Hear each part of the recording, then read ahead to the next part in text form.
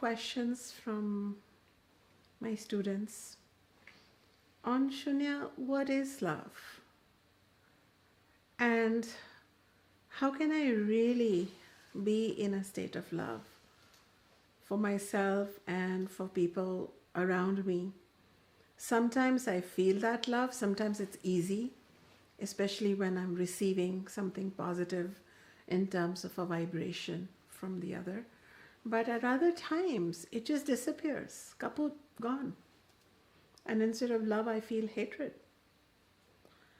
And there is so much that we hear about. For example, one popular message is, love yourself. But I have so many issues. I'm lazy, I'm addicted, I have things that I have to overcome. Then how do I love myself? And if I start loving myself, will I get complacent?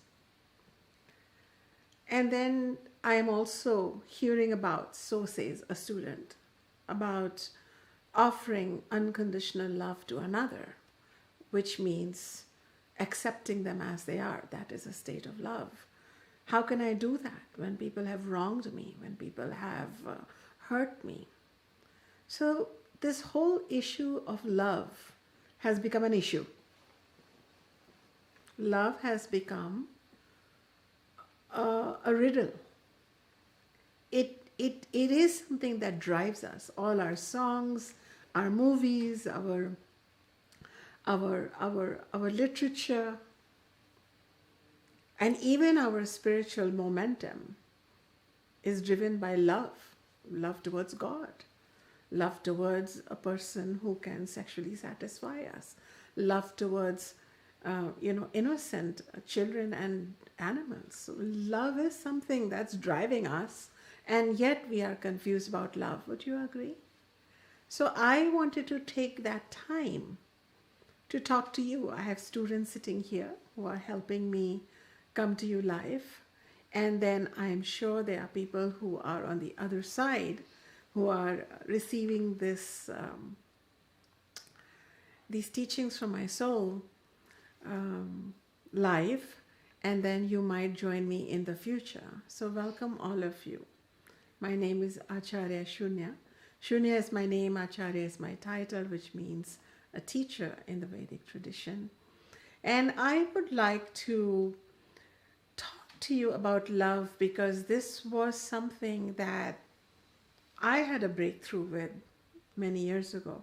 In fact, I'll be reading you some of my writings that I wrote to me on love.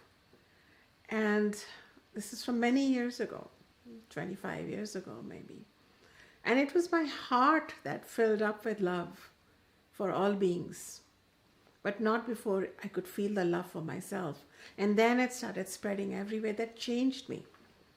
So I feel like I had started writing a book called The Yoga of Love, and I'm feeling now kind of inspired to complete it. So I feel a little more competent to talk to you about love because I have become more familiar with love. And I'm not so blocked with love for myself and for other beings. There's definitely been a journey. I'm not saying it happened like in a moment, but it's definitely been my journey. And I think it is a journey of all of us. When we really move from unconsciousness to consciousness, really what we are allowing is love. What we are flowing is love. What we are receiving is love. What we are giving is love. So if you remove all the Sanskrit jargon, if you remove all the technical words, even you remove spirit, God, all these amazing concepts, what remains is love. So perhaps some of our discussion would be, what is love? How is it connected to self when the self doesn't feel that great all the time? And how can I move it to other beings? That is another thing. How do I feel it? How do I flow it? And how do I touch it in my life? And what will it do for me? So I had written some notes for myself, which seem to have disappeared on the laptop. So if my student, Chandra, you could pass me this laptop. Let me just look at this 1 minute.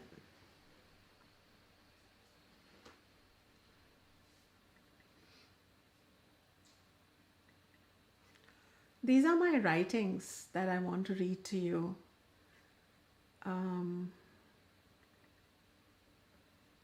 Unless they disappeared, which means you're not meant to get them. They've disappeared, too bad.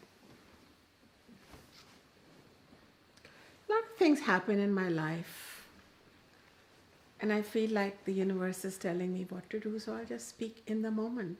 What was in the past doesn't matter. Let's start. So, what is love then? What love is a state of being. It's a state of being which is very close to who you are at your source. And who are you at your source then? Is the question. For that, we have to go to certain teachers to understand what is our source. Why would we go to certain teachers? So, the ancient Vedic tradition of which I am a teacher, the Veda means to know, not to be ignorant anymore. So Veda comes from the root word Ved, and I'm a teacher of the Vedas. And in the Vedas, whenever we have a question, and our question is, what is our source? What is deep inside us, beyond the body, beyond the mind? There is something more that seems to observe both of them. And it says, my body, my mind, and what is this my? I want to know. How do we know? So there are ways of knowing, says the Veda. One way is that you can see. So it is known as pratyaksha pramana, that which you can perceive with your senses. I can perceive with my external senses, my body. I can perceive with my internal senses, my thought waves, my ideas. But I cannot perceive the perceiver. So clearly, I cannot use my senses to know me.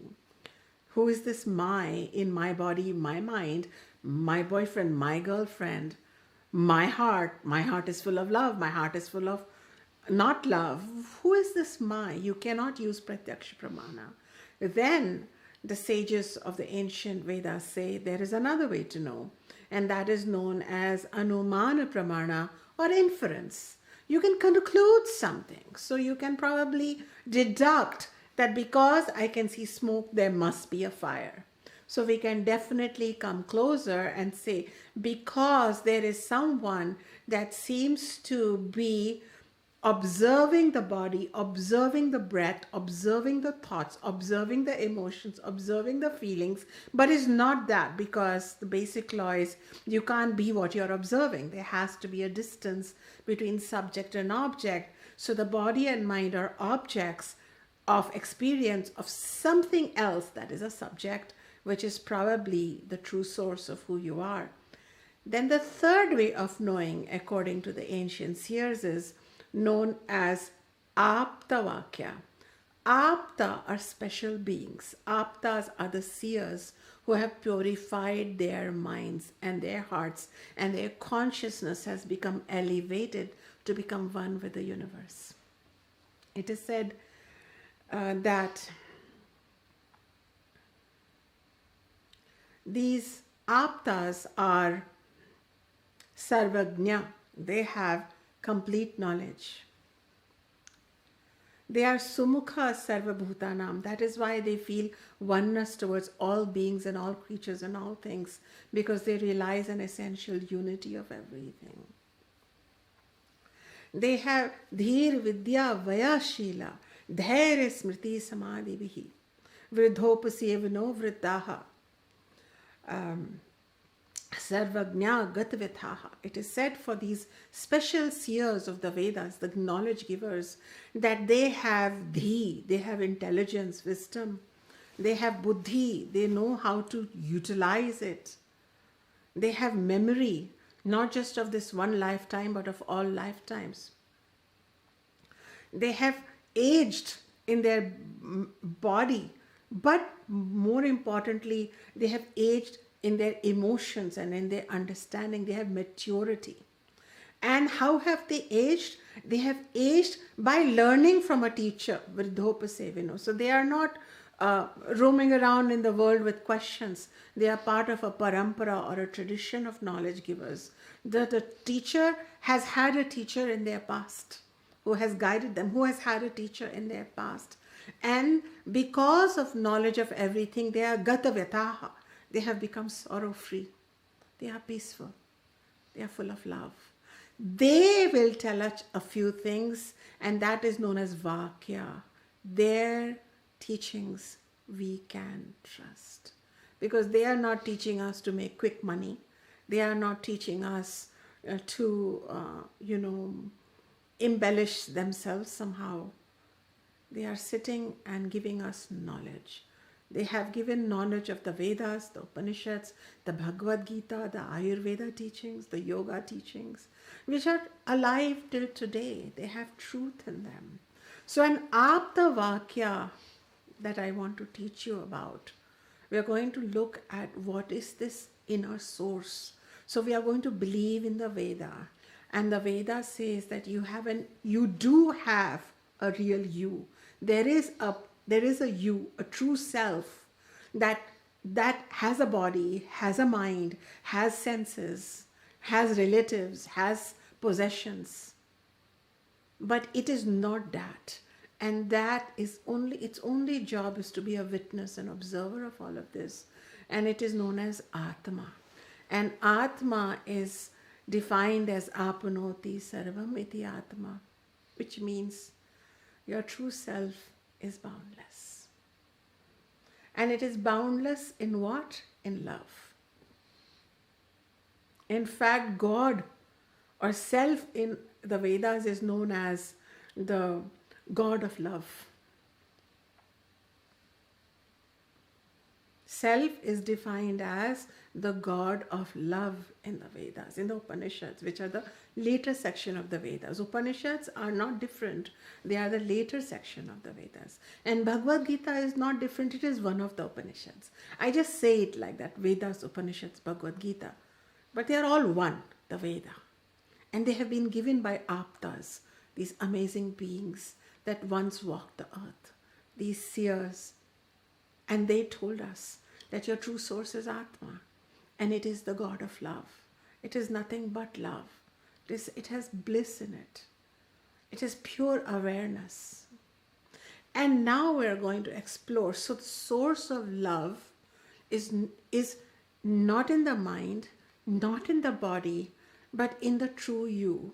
And because the body and the mind belong to you, you can, through pure awareness, flow love to your mind and to your body. You can do that. So when you do that, you become childlike. You become as if bathed in your own boundlessness.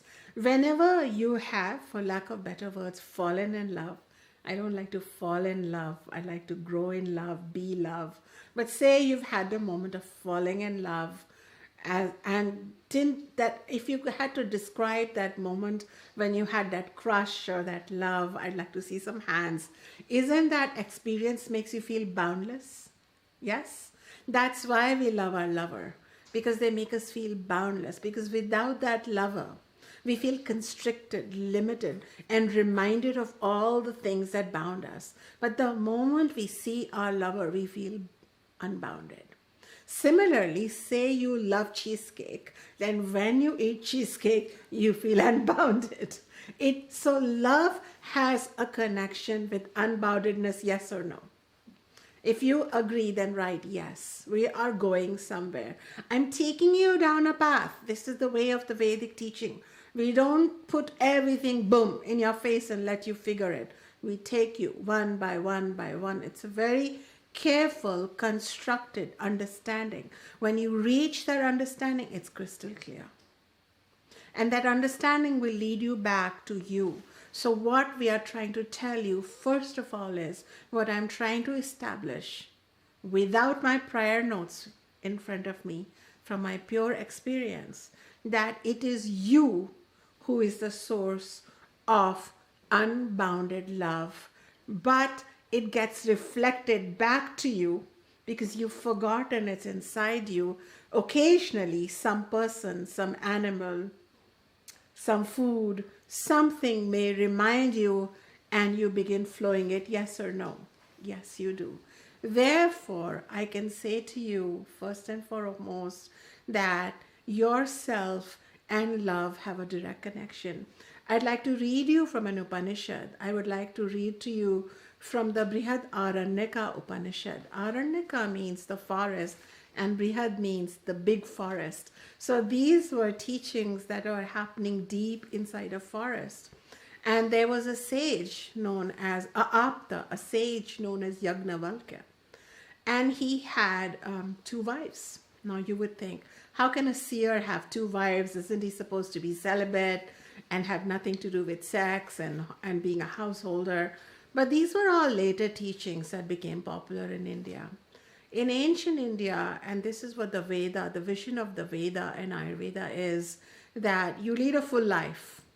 No part of your body, including your sexual organ, is sinful or an unnecessary appendage, that God somehow forgot to remove.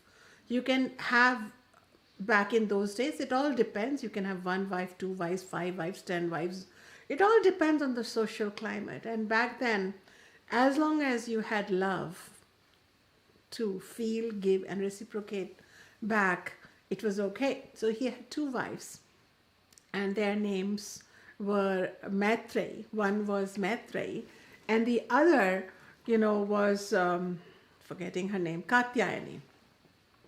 So there are stages of a seer's life, and one stage is where you live as a householder. But then when you have completely completed all your dharmas, all your duties as a householder, you take permission from your spouse and say, may I now live in a different ashrama. It is known as sannyasa ashrama, where may I live alone, And so we begin with a conversation, and I want to read this conversation to you. And it goes like this. Yagnavalkya says to his wife Maitreyi, Maitreyi, I'm resolved to renounce the world and begin the life of sannyasa, renunciation. I wish therefore to divide whatever I have between you and Katyayani, the other wife.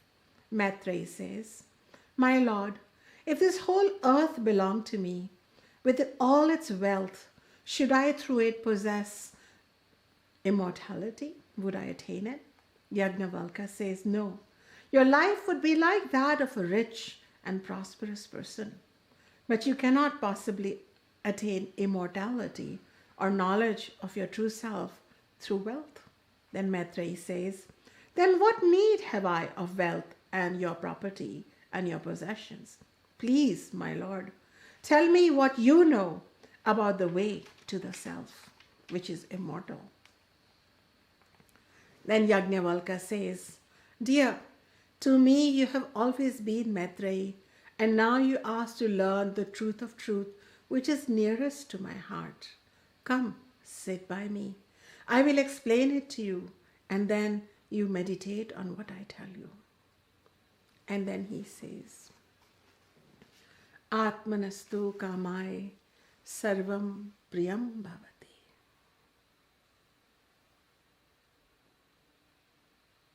The most profound statement on love spoken 5,000 years ago by a great sage to his wife who had newly become his disciple.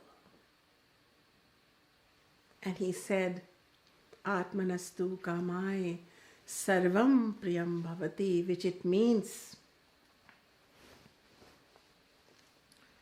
we all, due to the love of the self,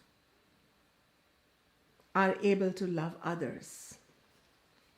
It is not for the sake of the husband, my beloved, that the husband is dear, but for the sake of the self in the husband. What he's trying to explain is this boundless self in you, which is full of love, also dwells in you, also dwells in you, also dwells in you, also dwells in you. also dwells in your enemy, also dwells in everyone. Every living creature shares the same self. So when you feel the love for the person that you had fallen for, you think you are loving them, but you are loving that same boundless self in them. You don't know this, but he's bringing the focus back from the body and the mind and their personality to the self. It is not for the sake of the wife, my beloved, that the wife is dear, but for the sake of the self that the wife is dear. It is not for the sake of the children, my beloved, that the children are dear, but for the sake of yourself that is in their self, that they are dear. It is not for the sake of wealth, my beloved, that wealth is dear, but for the sake of the self that is shining through even the material wealth. It is not for the sake of anything, even God. We are really worshipping them for our own self. So therefore, Maitreyi, it is important for you to hear about the self, reflect upon it, meditate upon it, because there is nothing more beloved to us than our own self. Now, I shall continue explaining. If you are with me, if the Upanishads have quizzed, have ignited your questions, have ignited your curiosity, then let me explain. There are two types of love. Okay. There is the love for the goal, for the object, and then there is the love for the tool that leads you to the object. For example, you may want wealth in your life. Therefore, you love your partner because the partner's 401k plan, pension, salary, endowment allows you to be rich. If the partner, so therefore the partner is not who you love, you are loving the partner because they are a tool to what you really love, which is wealth. Does that make sense? So there is love of the tools. Sometimes we have people in our life, they merely act as tools. I'm going to talk about human love now. They are merely tools to what you love. You love vacation, you love good sex, you love to have the title of being married, you love many things, and they are tools to that. If they are unable to provide us what we really love, which is the goal of our love, which is known as sadhya in Sanskrit, may be different from the tool to our love, which is known as sadhanam. So when the tool is no longer able to give us the money, the vacation, the good sex, the social status, then our love changes, yes or no. So this is known as the love of tools. And we should be very clear. We can have it, but we should be very clear that it is a second quality love. In fact, the Upanishad even says it is false love. Because let's be real, I love wealth, I love vacation, I love a social status, I love something else. So therefore, say we have a person that we love as a tool to something else. That's an inferior love. But what if that person is our goal? If we love that person for who they are, this is definitely an advanced love. Would you agree? This is definitely something where we can say we do see qualities of love within us. For example, sometimes we can see that in a mother. A mother, whether their child is deserving or not, worthy or not, working hard to be worthy or not, a mother will go on flowing love to the child. We have seen that. That same mother with her partner may not be able to flow that love. For the partner, the mother's love would be the partner is a tool. Tool of, are you looking after my child or not? Are you paying us enough so that I can be a good mother or not? So she may have differences with the partner because the partner's love is a tool love. But with a child, we have often seen that the mother's love is unconditional. Why?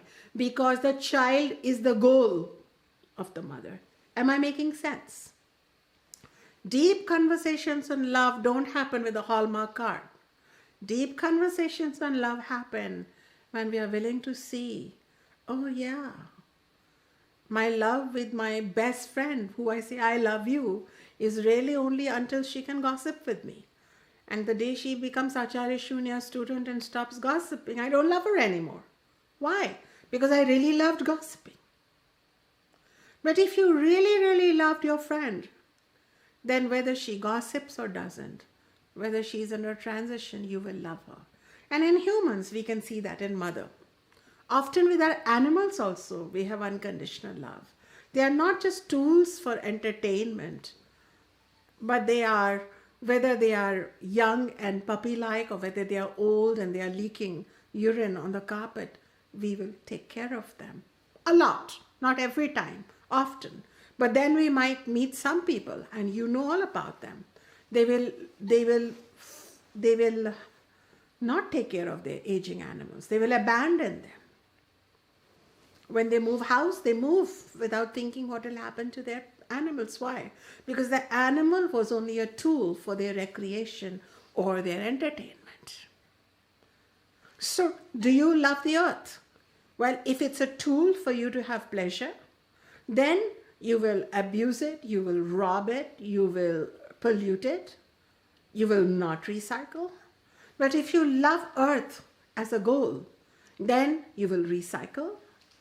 You will work against you'll work so that it's less polluted. You will personally feel responsible even every time you take a flight in air. When I fly, I feel like, what am I doing? So gradually in my life, I'm just going to stay in one place.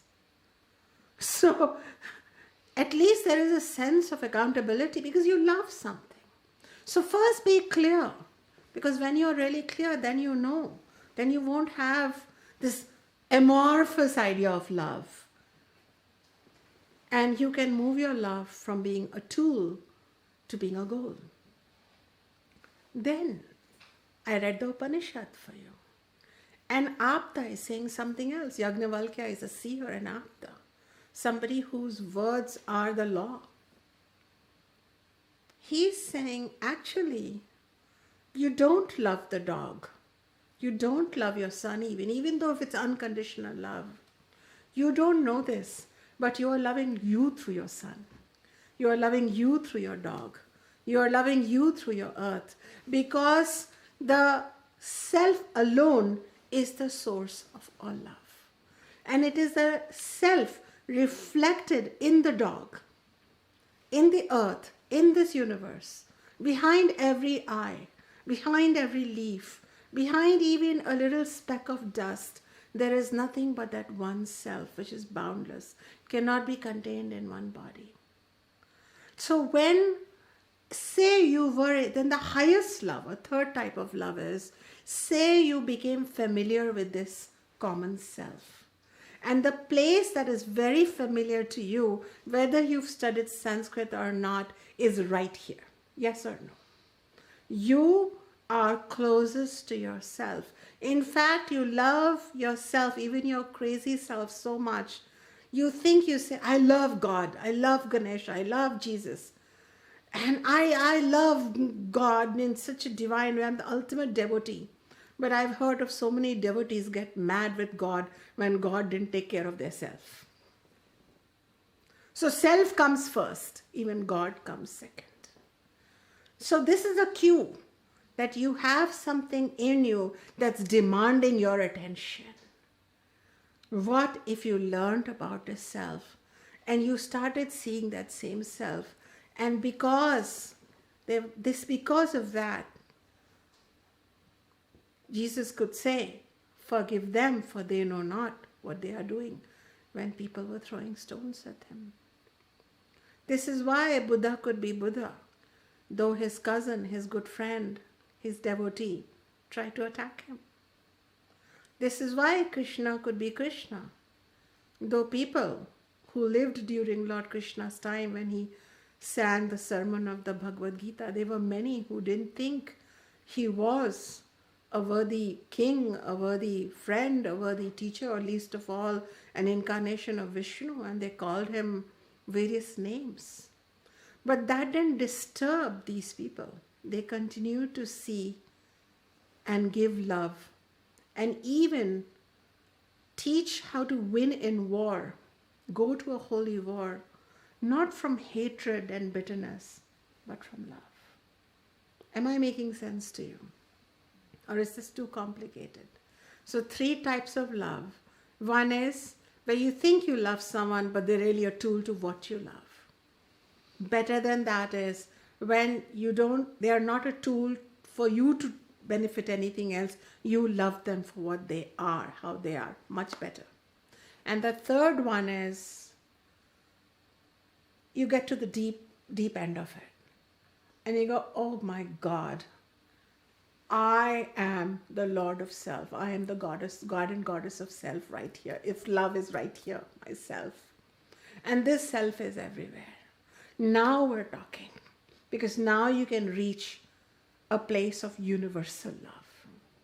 So therefore, then this third state, we can say that oneness is equal to love. Would you agree? Any sense of separation then is lessening of that love. And in that radical oneness, there is room for imposters, there is room for humiliators, there is room for fools, there is room for drunkards, there is room for people who have been really bad to you. Because underlying all of that is love. Now, I went in my own personal journey, and I might be one of those rare spiritual teachers who didn't say I was born here. I'm going to say I went through these 3 steps. Where in my own life, I went from thinking that I loved people, but they were really tools for my comfort, my pleasure, my joy, for wanting things to be the way they were, to loving people as they are, to then loving them because they are a reflection of my own self. This is the most stable place because nobody loves themselves. Nobody loves anyone the way they love themselves. And if this self can be in my student, and I have a student sitting in front of me, and if I can say to you, I love you because I love myself in you, you can then be reassured. Now, you may misbehave at some point. I might correct you at some point because I am your teacher. And you have agreed that you are my disciple. I don't go around correcting everyone. But you have agreed. Shunyaji, show me the way. I may correct you. But my correction will have love. Because I cannot remove myself from you. In fact, if I didn't know that myself dwells in you, I might not correct you. I might be very sweet to you. I might be so diplomatic with you. But truth comes with self. Honesty comes with self. Protection comes with self. Caring comes with self. Caring so much to show the way. Caring enough to say, where are you going? Caring enough to say, where you are going, you will be hurt. Only a mother does that to a child. Neighbor's mom doesn't come and tell your child, what are you doing? What are you thinking? It is because the mother is fully connected to the son or the daughter that the mother sometimes have to be Saraswati, give wisdom, Durga, give power, Rati, give love, Parvati, give nurturance, and Kali, show them thunder. It comes from love. So when love is there, and when the knowledge of the self is there, then you see there is no manipulation. So we can definitely go from a place of loving people as tools to loving people as goals to loving people as our own self. This is the journey. And this is what he was saying, that nobody really loves the husband for the husband. Deep down, we don't know this. You don't have to study Sanskrit or Upanishads. deep down, the reason we love is because that same self is sparking in the other person. And that is why when we don't love someone, has that happened to you? When you're really mad at someone and you have built up a whole argument against someone and how they are, in America, I hear the word badass, and how they are, what are some of the other terms? They're like losers and, connivers. We have all these words for them. But our physical body starts ailing. And our mind doesn't feel peaceful, divine anymore. Because in all this, you are that, and you are this, and you are that, there is a part of ourself that we are pushing away. And this is where I'm coming to a place of being in love where we can be more accommodating. We can have kinds of boundaries, but they all have to have a substratum of love. Because even when somebody is really, really hurt you, cheated you, maligned you, even those words are like, there's all those dark things they've done to you. Can you, after this satsang, if you've contemplated, come back to a place of love plus boundaries, love plus a call to 911, love plus a divorce, plus filing a divorce, love plus whatever else you need to do. That action is combined with love. Because what you love is the self in them. What you are condoning is their ego, their mind. And you're not just dividing up the world, breaking up that unity consciousness, which is love, which is boundless, into, I hate them, they are despicable, they are losers, they are not worth it, and I'm going to live in a world with these really hard boundaries. This is where the difference between a person who knows and who doesn't know. The path of the Veda is to know. In my own life, I've had people who have, shared a positive, loving relationship with me for years. And then there are some who don't, who fall away, who change. And I've had a gamut of emotions: explanation, clarification, anger, telling them what is acceptable, what is not acceptable. But what remains behind still, because of this knowledge that the self in me and the self in the other is the same, there is a part of me that continues to flow love towards that person. And this is where, as I flow love towards me in the person who I no longer talk to, that part of the love is back to me, because the self is the same. That is why Buddha could be at peace. That is why Krishna is Krishna. That is why the great seers were powerful people.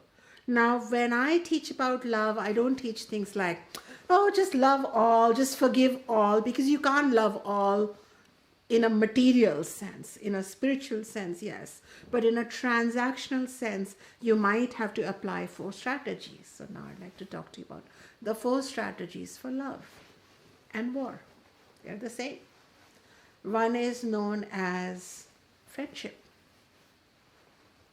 Easy, easy peasy. That's another word my son used to say. Easy peasy, mom.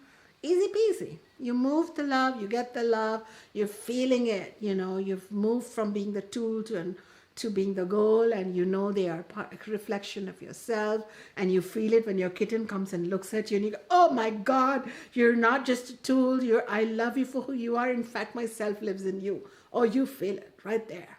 It's easy peasy. This is known as the state of samabhava. But sometimes you are asked that people may not behave exactly in that easy peasy manner. But you must understand that we are all learning, we are all growing, and they may not have a connection with their own self. So they have misbehaved in a certain way. They've been mischievous. They are not, but you still give them, you keep flowing love towards them. You give them chances. This is known as dana bhava, or you are charitable with your love. Have you done that? Mothers have done it. Mom, I won't do it again. They do it again. Sorry, Mom, I won't do it again. They do it again. Yes, we have some moms sitting here, yeah? Charitable. Aren't we charitable with our partners? Can we be charitable some more with some other people? Can we be charitable state of mind? Then you are asked, maybe you have to have Bheda Bhava, which means you can experience love for them, but you don't actually go out to lunch with them. But can you bring separation, but it is mindful separation. It is not anger, bitter, separation. It is like, this person is not having it together. They're disconnected from their inner boundless love. They are unable to flow love to me and the world. Why don't I kind of keep a little judicious distance from them?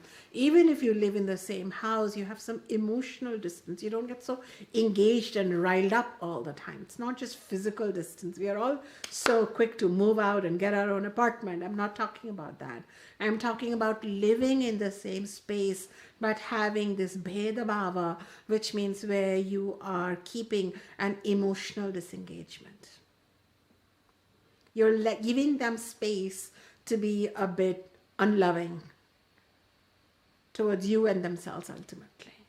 While you continue to flow love, and love doesn't mean rescue behavior, codependent behavior. You could even be doing your own thing, but every thought of you is, may the self in me, the self in them, which is the self in me, have a better experience through that unit of mind and body.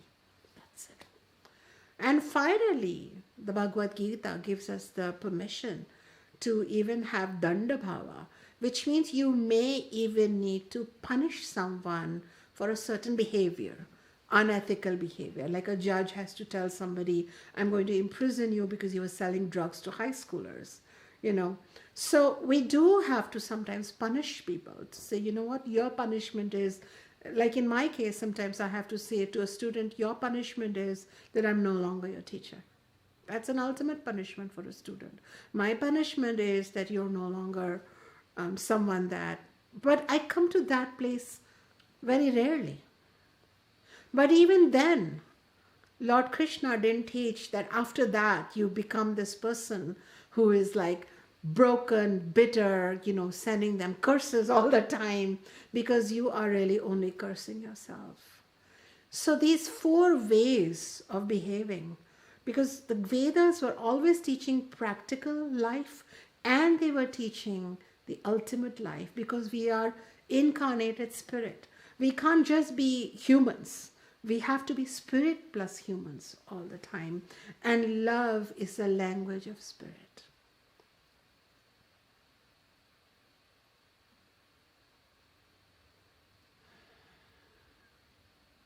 When we know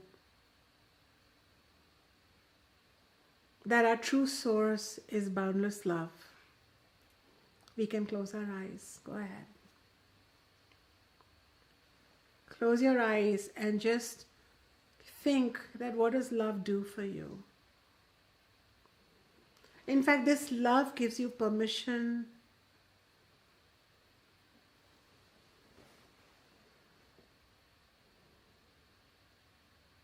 to truly be divine.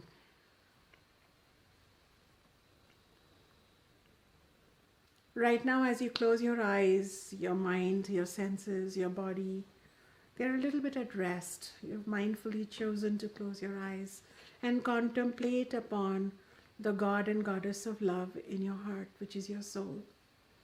If that's your true nature, really you don't know this, but it is this love for which you have come to transact. First, you must know it within you. Then you must see it in the eyes of the person who you are looking at. And you have to look past the eyes with confusions, with anger, with hatred. Your love has to become so potent. And then at some point, this love you will find everywhere reverberating. You might think this love comes from some remote God. You might think the love comes from my guru. You might think the love comes from this cheesecake. But actually, if you think about it, it's all flowing from you.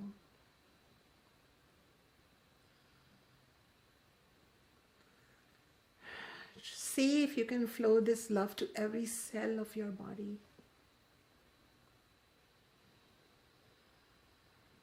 You are not broken-hearted. Nobody has taken away your love because it's right there. It's like the sun is flowing its light through everything. There are some crystals that can completely pass the light through, and there are some dense rocks that cannot, but they are still submerged in light. Similarly, your love is flowing from you. There are some people in your life who are receiving it and moving it forward. They are like those clear crystals. And there are some people from which the light is seemingly not entering, but it is, because it is a spiritual light. You don't know this, that the people who are dark and depressed and deranged are really alive because of the love you are flowing to them. And there are few people in this world, it might be a handful, who are flowing universal love. It's because of them that we wake up in the morning. If there is anything you can give to this world, then it is the knowledge that you are love. You are not a beggar of love. You can share this love. There are two laws my soul wants to share with you. One law is give love first, because you own it. You have it. You are love. You are the God of love, the goddess of love. Flow it first, don't wait. Love is not necessarily have to be vocal, but love will make you more accommodating, more forgiving, more allowing, more soft, less keeping of records, lighter, gracious, accepting. This is the law. First, give it. Law number 2.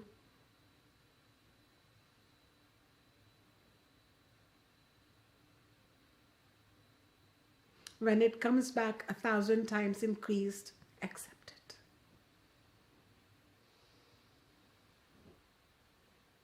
This is nothing but the truth.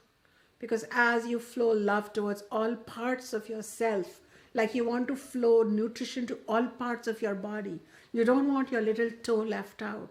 Similarly, you don't realize this, your soul lives in every being. The more you can flow this love towards every being, your big being becomes healed and whole. And the transaction, what you transact, is love. Be love, give love, and allow love to come back to you. This love will come back to you. You don't know this. This is why when Buddha was being Buddha, he was being pure love. He was walking through the forest, and a crazy deranged brain, mind, known as Angulimala came. He wanted to kill Buddha. He wanted to make a garland of Buddha's fingers, and he was a pathological character. And he raised his sword to kill Lord Buddha. But in that moment, his eyes fell upon the eyes of Buddha. Who knew that on this planet I may meet some crazy people? But he didn't be crazy back. What he flowed towards this person was compassion, love. And in that chance encounter of Lord Buddha's eyes, that deranged criminal saw his own self full of love. And he fell at his feet and said, Buddham Sharanam Gacchami. I'm now going in your Sharanam, in your protection.